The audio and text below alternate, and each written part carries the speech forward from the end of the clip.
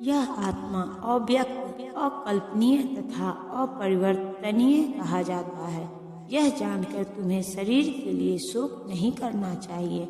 जैसा कि पहले कहा जा चुका है, आत्मा इतना सूक्ष्म है कि इसे सर्वाधिक शक्तिशाली सूक्ष्मदर्शी यंत्र से भी नहीं देखा जा सकता। अतः यह अदृश्य है। जहाँ तक आत्मा के अस्तित्व का संबंध है, श्रुति के प्रमाण के अतिरिक्त अन्य किसी प्रयोग द्वारा इसके अस्तित्व को सिद्ध नहीं किया जा सकता। हमें इस सत्य को स्वीकार करना पड़ता है, क्योंकि अनुभव गम्य सत्य होते हुए भी आत्मा के अस्तित्व को समझने के लिए कोई अन्य साधन नहीं है। हमें अनेक बातें केवल उच्च प्रमाणों के आधार पर माननी पड़ती है। कोई भी अपनी माता के आधार पर अपने पिता के अस्तित्व को अस्वीकार नहीं कर सकता। पिता के स्वरूप को जानने का साधन या एकमात्र प्रमाण माता है। इसी प्रकार वेदाध्ययन के अतिरिक्त आत्मा को समझने का अन्य उपाय नहीं है। दूसरे शब्दों में आत्मा मानवीय व्यवहारिक ज्ञान द्वारा अकल्पनीय है। आत्मा चेतना है और चेतन है। वेदों की इस कथन को हमें स्वीकार करना होगा। आत्मा में शरीर जैसे परिवर्तन नहीं होते। मूलतः अविकारी रहते हुए आत्मा अनंत परमात्मा की तुलना में अनुरूप है। परमात्मा अनंत है और आत्मा अति सूक्ष्म है। अति सूक्ष्म आत्मा अविकारी होने के कारण अनंत आत्मा भगवान के तुल्य नहीं हो सकता। यही भाव वेदों में भिन्न भिन्न प्रकार से आत्मा के अस्थायित्व की पुष्टि करने के लिए दोहराया गया है। किसी बात का दोहराना उस तथ्य को बिना किसी त्रुटि के समझने के लिए आवश्यक है।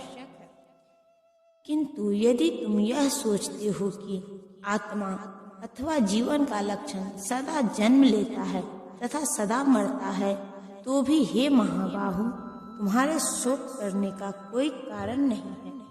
सदा से दार्शनिकों का एक ऐसा वर्ग चला आ रहा है जो बौद्धों के ही समान यह नहीं मानता है कि शरीर के परे भी आत्मा का स्वतंत्र अस्तित्व है।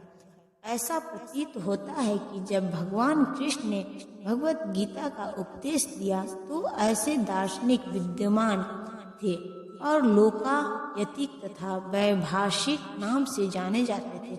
ऐसे दार्शनिकों का मत है कि जीवन के लक्षण भौतिक संयोग की एक परिक्वावस्था में घनी घटित होते हैं।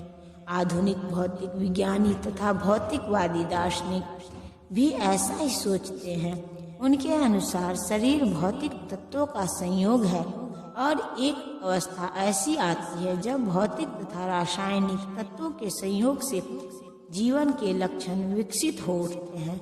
नृतत्व विज्ञान इसी दर्शन पर आधारित है। संप्रति अनेक छद्म धर्म जिनका अमेरिका में प्रचार हो रहा है, इसी दर्शन का पालन करते हैं और साथ ही शून्यवादी अभक्त बौद्धों का अनुसरण करते हैं।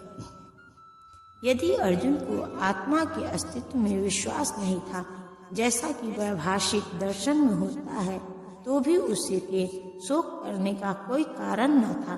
कोई भी मानव थोड़े से रसायनों की क्षति के लिए शोक नहीं करता तथा अपना कर्तव्य पालन नहीं त्याग देता। दूसरी ओर आधुनिक विज्ञान तथा वैज्ञानिक युद्ध में शत्रु पर विजय प्राप्त करने के लिए न जाने कितने टन रसायन फूंक देते हैं। वैभाषिक दर्शन के अनुसार आत्मा शरीर के क्षय होते ही लुप्त हो जाता है। अतः प्रत्येक दशा में चाहे अर्जुन इस वैदिक मान्यता को स्वीकार करता है कि आत्मा का अस्तित्व है या कि वह आत्मा के अस्तित्व को स्वीकार नहीं करता, उसके लिए शोक करने का कोई कारण न था। इस सिद्धांत के अनुसार चूंकि पदार्थ से प्रत्येक क्षण असंख्य जीव उत्पन्न होते हैं और नष्ट होते रहते हैं, अतः ऐसी घटनाओं के लिए शोक करने की कोई आवश्यकता नहीं है। यदि आत्मा का पुनर्जन्म नहीं होता तो अर्जुन को अपने पितामह तथा गुरु के वध करने के पाप फलों से डरने का कोई कारण न था। किंतु साथ ही कृष्ण ने अर्जुन को व्यंग पूर्वक महाबाहु कहकर संबोधित किया। क्योंकि उसे वैभाषिक सिद्धांत स्वीकार नहीं था जो वैदिक ज्ञान के प्रतिकूल है। क्षत्रिय होने के नाते अर्जुन का संबंध वैदिक संस्कृति से था और वैदिक सिद्धांतों का पालन करते रहना ही उसके लिए शोभनीय था। जिसके जन्म लिया है उसकी मृत्यु निश्चित है और मृत्यु के पश्चात पुनर्जन्म भी निश्चित है। अतः अपने अपरिहार्य कर्तव्य पालन में तुम्हें शोक नहीं करना चाहिए। मनुष्य को अपने कर्मों के अनुसार जन्म ग्रहण करना होता है और एक कर्म अवधि समाप्त होने पर उसे मरना होता है जिससे वह दूसरा जन्म ले सके। इस प्रकार मुक्ति प्राप्त किए बिना ही जन्म मृत्यु का यह चक्र चलता रहता है। जन्म मरण के इस चक्र से वृथा हत्या, वध तथा युद्ध का समर्थन नहीं होता, किंतु मानव समाज में शांति तथा व्यवस्था बनाए रखने के लिए हिंसा तथा युद्ध अपरिहार्य है। कुरुक्षेत्र का युद्ध भगवान की इच्छा होने के कारण अपरिहार्य था और सत्य के लिए युद्ध करना क्षत्रिय धर्म है। अतः अपने कर्तव्य का पालन करते हुए वह स्वजनों की मृत्यु से भयभीत या शोकाकुल क्यों था? वह विधि को भंग नहीं करना चाहता था, क्योंकि ऐसा करने पर उसे उन पाप कर्मों के फल भोगने पड़ेंगे जिनसे वह अत्यंत भयभीत था। अपने कर्तव्य का पालन करते हुए वह स्वजनों की मृत्यु को रोक नहीं सकता था और यदि वह अनुचित कर्तव्य पथ का चुनाव करे तो उसे नीचे गिरना होगा। सारे जीव प्रारंभ में अव्यक्त रहते हैं, मध्य अवस्था में व्यक्त होते हैं और विनष्ट होने पर पुनः अव्यक्त हो जाते हैं। अतः शोक करने की क्या आवश्यकता है? यह स्वीकार करते हुए कि दो प्रकार के दार्शनिक हैं, एक तो वे जो आत्मा के अस्तित्व को मानते हैं और दूसरे वे जो आत्मा के अस्तित्व को नहीं मानते। कहा जा सकता है कि किसी भी दशा में शोक करने का कोई कारण नहीं है। आत्मा के अस्तित्व को न मानने वालों को वेदांतवादी नास्तिक कहते हैं। यदि हम तर्क के लिए इस नास्तिकवादी सिद्धांत को मान भी ले तो भी शोक करने का कोई कारण नहीं है। आत्मा के पृथक अस्तित्व से भिन्न सारे भौतिक तत्व सृष्टि के पूर्व अदृश्य रहते हैं। इस अदृश्य रहने की सूक्ष्म अवस्था से ही दृश्य अवस्था आती है। जिस प्रकार आकाश से वायु उत्पन्न होती है, वायु से अग्नि, अग्नि से जल और जल से पृथ्वी उत्पन्न होती है, पृथ्वी से अनेक प्रकार के पदार्थ प्रकट होते हैं। यथा एक विशाल गगनचुंबी महल पृथ्वी से ही प्रकट है। जब इसे ध्वस्त कर दिया जाता है तो वह अदृश्य हो जाता है और अंततः परमाणु रूप में बना रहता है। शक्ति संरक्षण का नियम बना रहता है, किंतु काल क्रम से वस्तुएं प्रकट तथा अप्रकट होती रहती हैं। अंतर इतना ही है। अतः प्रकट होने या अप्रकट होने पर शोक करने का कोई कारण नहीं है।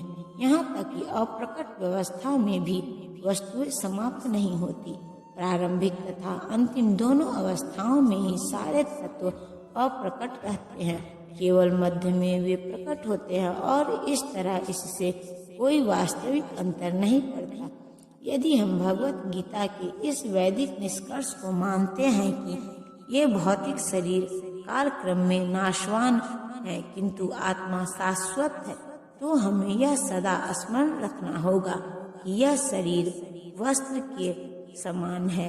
अतः वस्त्र परिवर्तन होने पर शोक क्यों? शाश्वत आत्मा की तुलना में भौतिक शरीर का कोई यथार्थ अस्तित्व नहीं होता। यह स्वप्न के समान है। स्वप्न में हम आकाश में उड़ते या राजा की भांति रथ पर आरूढ़ हो सकते हैं, किंतु जागने पर देखते हैं कि न तो हम आकाश में हैं और न रथ पर। वैदिक ज्ञान आत्म साक्षात्कार को भौतिक शरीर के अनस्तित्व के आधार पर प्रोत्साहन देता है। अतः चाहे हम आत्मा के अस्तित्व को माने या न माने, शरीर नाश के लिए शोक करने का कोई कारण नहीं है।